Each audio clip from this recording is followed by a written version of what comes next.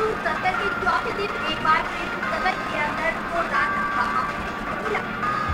इसके बाद विपक्ष ने नारेबाजी करते हुए सदन से वॉकआउट कर दिया।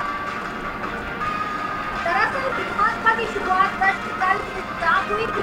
रणजीत सभा के सवाल पर मुख्यमंत्री का जवाब आया और विपक्ष के बीच नोक-झोंक बढ़ गई।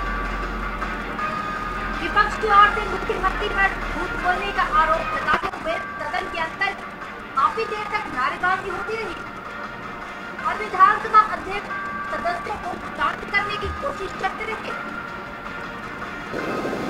और बहुत सारे। इसके बाद विपक्ष के विधायक सरकार के खिलाफ नारेबाजी करते हुए सदन से बाहर निकल आए।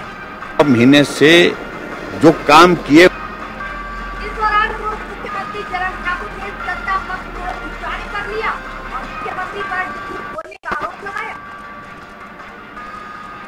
उप मुख्यमंत्री और नेता प्रतिपक्ष जयराम ठाकुर ने मुख्यमंत्री पर झूठ बोलने का आरोप लगाते हुए कहा कि झूठ बोलकर सदन को लगातार गुमराह किया जा रहा है। कि हाँ पेमेंट देने को है, पेंडिंग है।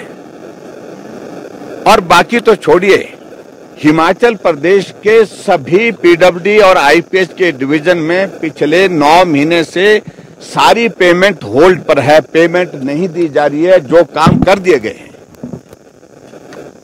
और ऐसे में अब प्रोसेस इन्होंने शुरू किया है छांट छांट के कांग्रेस के कुछ नेताओं को, जो ठेकेदार हैं, उनको एलओसी जारी करनी शुरू कर दी है। और उसके बाद जो ठेकेदारों ने पहले जो काम किए हैं, उनको ये कहा जा रहा है कि तुम जो है इनके माध्यम से बात करो, तब जाकर के हम इस बारे में सोचेंगे।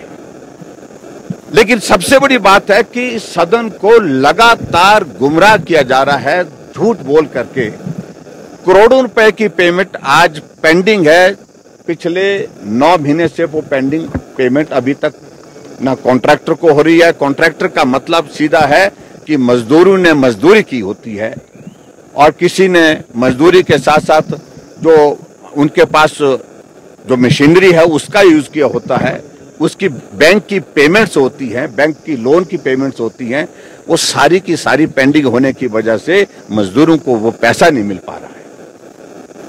और जो मशीनें खरीदी जिन लोगों ने, वो उसकी जो है उनकी पेमेंट ना होने के कारण वो बैंक वालों ने वापिस ले ली। ये परिस्थिति पूरे हिमाचल प्रदेश में है। लेकिन उसके बावजूद भी बार बार गुमराह करने की कोशिश यही हो रही है कि पेमेंट जो है हमने सारी कर दी है, हमने कुछ नहीं रोका है। और पता कर लें हकीकत क्या है, सभी पीडब्ल्यूडी डिवीजन, आईपीएस डिवीजन से पता तो कर लें कि पेमेंट पिछली कितनी पेमेंट है और वो कब तक होगी।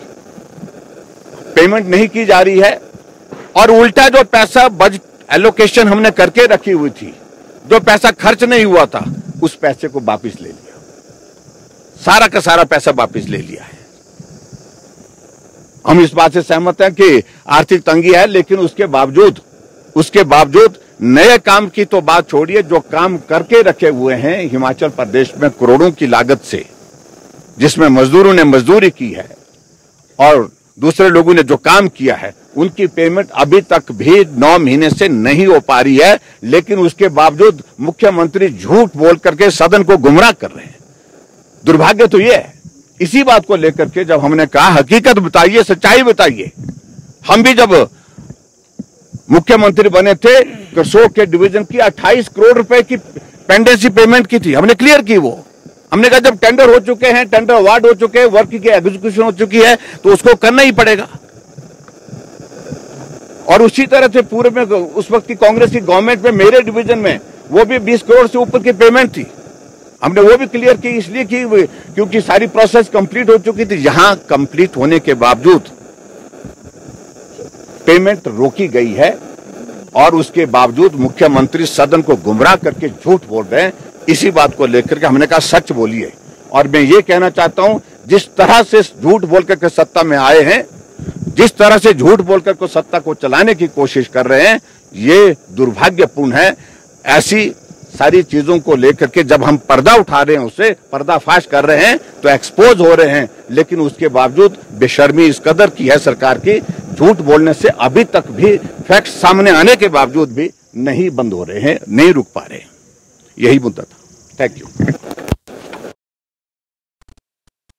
एंड न्यूज़ के शिमला से चमन शर्मा की रिपोर्ट।